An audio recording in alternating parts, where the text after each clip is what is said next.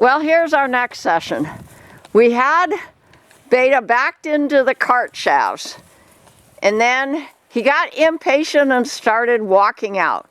So let's watch Tavis how he backed him in. I hope this time he'll do it too. The reason we're doing this today is I kind of felt like we hadn't accomplished that objective a few weeks ago. Let's see, we've got the cart placed in our walking narrow corridor. Very good. If you could just stand there for 30 seconds, I'd be happy. Okay, is he going to be patient? You see he's running into the metal shafts and no, he's not being patient. All right, he has to know that's the wrong answer. With repetition, we'll teach him that's the wrong answer. So I'm going to carefully move farther back here so I can get the whole. Oh, he's getting the idea. He's just not sure that he has to do it. Well, that was great. Now, we don't have his harness on. Could you go and put his harness on? Okay, because, you know, there will be all kinds of straps and things. And we are expecting big rains next few days. So we're having a lesson today while the sky is cloudy, but the rain hasn't started. All right, now let's watch what Beta says about getting his harness on when he's not in the tacking area.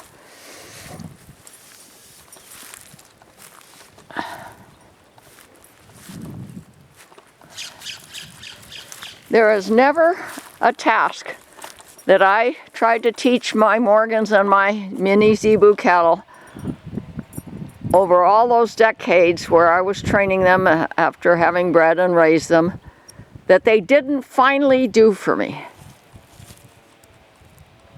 And I am confident, I'm optimistic we're going to get Beta to be willing to back into the cart shafts and stand there patiently while we hook the shafts up to the harness and the harness parts.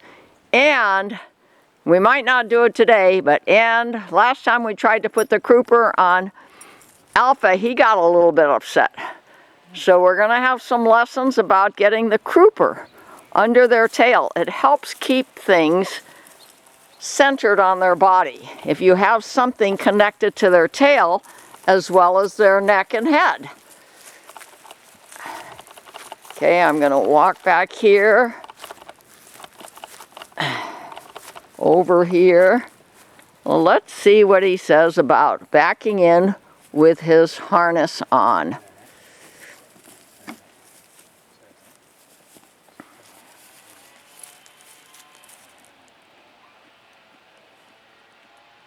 Let's let him stand there for at least a minute or two.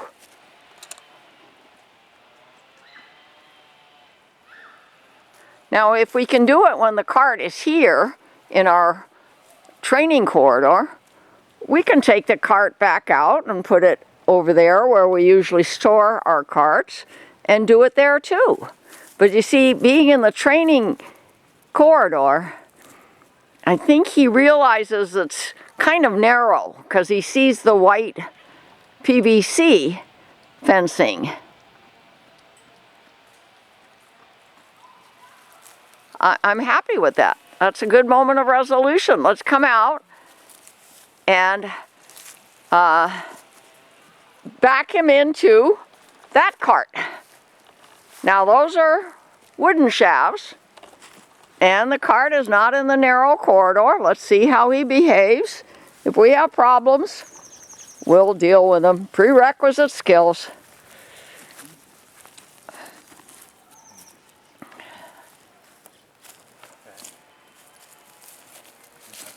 Aha, it's not the same form. Probably because it's out here. I don't think he cares if the shafts are wooden or metal. But I think it helped to have the cart in that narrow corridor, that training corridor. I'm going to move back here in case he gets riled up.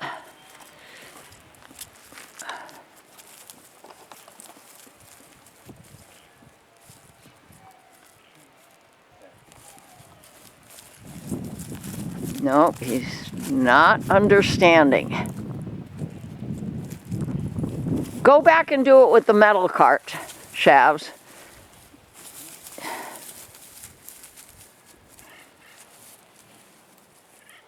And if necessary, by next lesson, we'll switch the carts.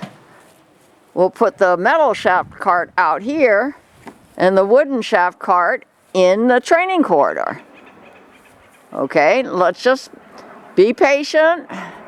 He doesn't look upset. Oh, and we've got Blackie the goat trying to get to the teff hay in that feeder. These goats, they can really climb. One of them climbed a tree a week or two ago. And I did find one YouTube video on YouTube that says, how to house train a goat. And I've watched it now twice. The sound wasn't very good, but they never really talked about what to do to house train it. So I haven't let my goats come in the house yet.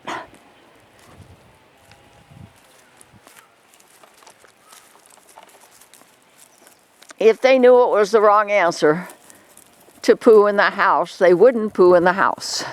They just don't know that it's the wrong answer yet.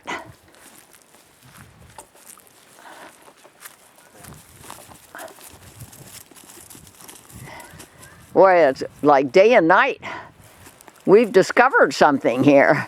That's okay. I wish we had a third person so we could switch the carts now. But we don't have a third person. The economic times are difficult. The government is still shut down.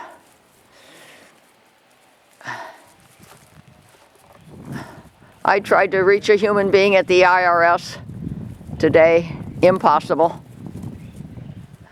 Nobody answers. It's only recorders, press this and press that. And AI. Oh, good idea. So you'll move it. Wonderful.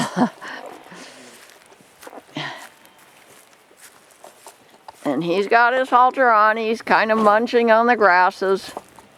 Tavis is switching the carts. That's one way to figure out rather quickly whether or not it's the corridor that's giving him his boundaries. And it has nothing to do with the shafts.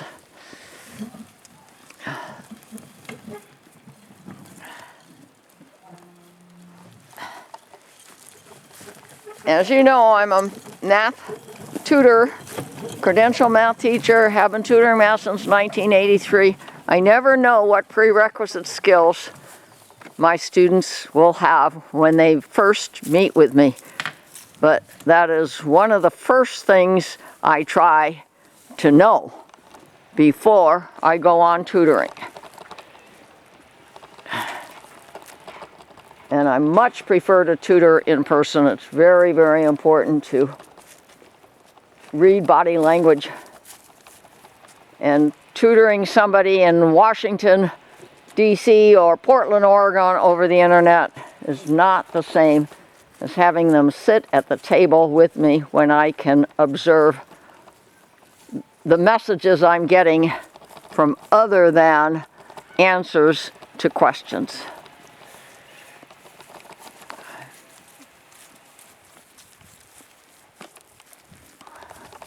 I'm standing back here at the tacking area. Is he going to give us trouble now just because? Oh, I think maybe it's, well, let's see. Let's see what he says.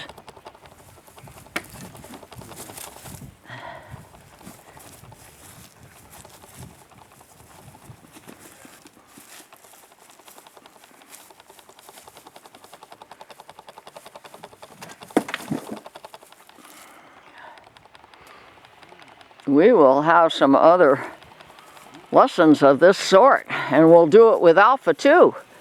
See what he says about going into the shafts of the wooden cart.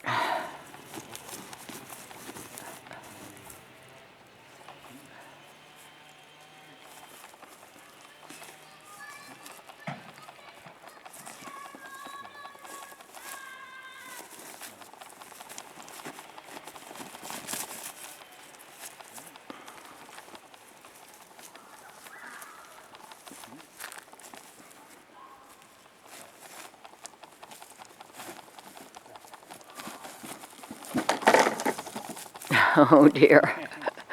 Just keep working on it. Yeah, if you can pick them up, that would be better.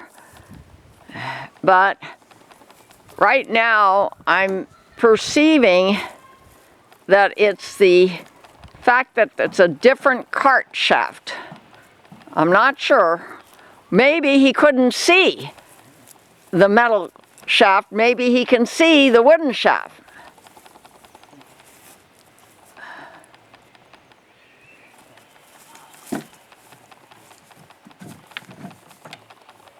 Oh, try to let him stand there for 30 seconds.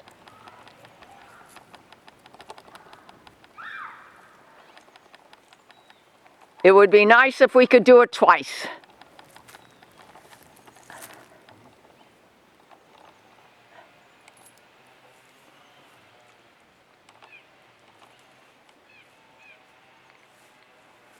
I saw some goat videos where they were taking their cart down streets with traffic, not just a car or two, but traffic, and the goat was fine. It was a much bigger goat than my little Nigerian dwarf goats, but he was fine on it.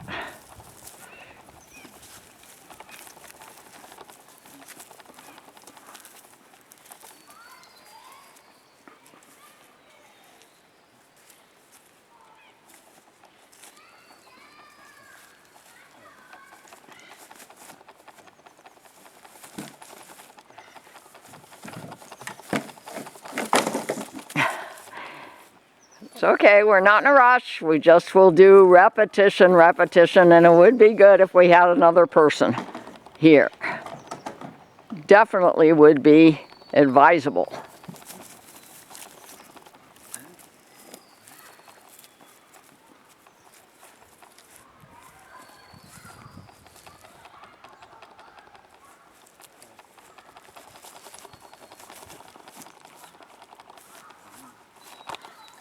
Sorry that the camera's shaking, it's because my hands shake.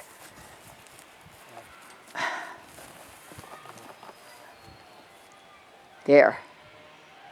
That's the twice, that's the second time. I'll be happy if we accept that as our moment of resolution, but it's up to you, Tavis, if you want to try for 3 times. Third one, the charm, or 3 strikes and you're out.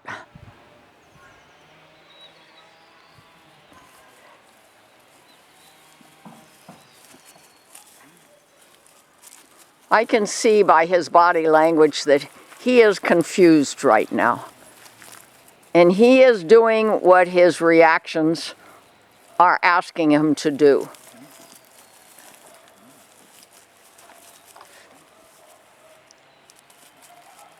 I've mentioned this a time or two in the past, but I've seen math students who come to me for help, let's say for algebra, who cannot add whole numbers in their minds without using their fingers. And that's why I have to see what's going on with the body language. Okay, with repetition, I am optimistic. But you know, on our next lesson, we'll do the same thing with alpha.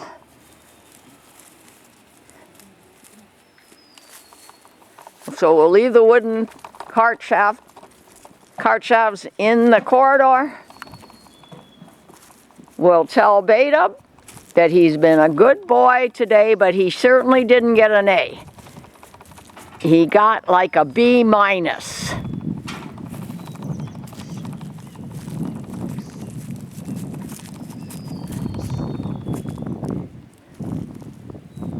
They're getting a nice thick coat, and so I won't worry about them getting cold when it starts getting cold the rest of this month. This is October, and then November's just a week and a half away.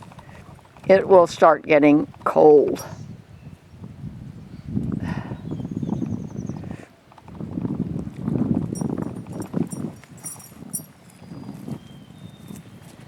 And we are putting all our tack under cover because there's no doubt in my mind it's gonna rain.